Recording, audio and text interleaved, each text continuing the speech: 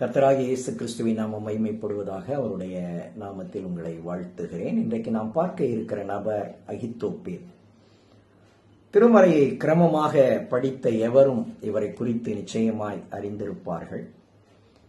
இவர் தாவீதினுடைய ஆலோசனைக்காரர். இவருடைய வார்த்தை இறை வார்த்தை போல் இருந்தது. மிக துல்லியமாக எதையும் கணித்து சொல்லக்கூடிய திறன் பெற்றிருந்தார்.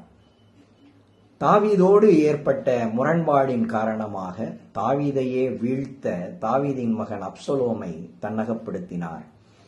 அப்சலோமுக்கு தவறான பல ஆலோசனைகளை சொல்லி, நீ அடுத்த அரசனாகு, தாவீதை வீழ்த்து என தூண்டிவிட்டார். ஆனால் ஒரு கட்டத்தில் கர்த்தர் செயல்பட இறங்கினார். அகித்தோப்பேலின் வார்த்தைகளை அப்சலோம் கேட்க மறுத்தான்.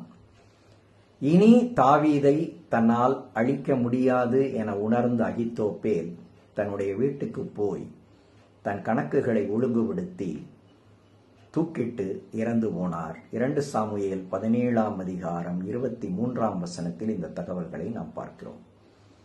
திருமறையில் அகித்தோப்பேல் என அடித்து இவருடைய நிகழ்வுகள் எங்கெல்லாம் வருகிறது, இவரை குறித்து தாவீது எங்கெல்லாம் எப்படியெல்லாம் பேசியுள்ளார் என படித்து பாருங்கள், ஆச்சரியப்படுவீர்கள். திறமை மிகுந்த ஒரு நபர், ஆளுமை மிக்க ஒரு நபர். ஆனால் தவறான புரிந்து கொள்ளுதலாலும் தவறான எண்ணங்களாலும் மன்னிக்க மனமற்றதாலும் பகையாலும் வெறுப்பாலும் தனித்து போய் தற்கொலை செய்து கொண்டார். நாம் ஆண்டவரோடும் ஆண்டவருடைய மக்களோடும் சேர்ந்திருக்க வேண்டியவர்கள்.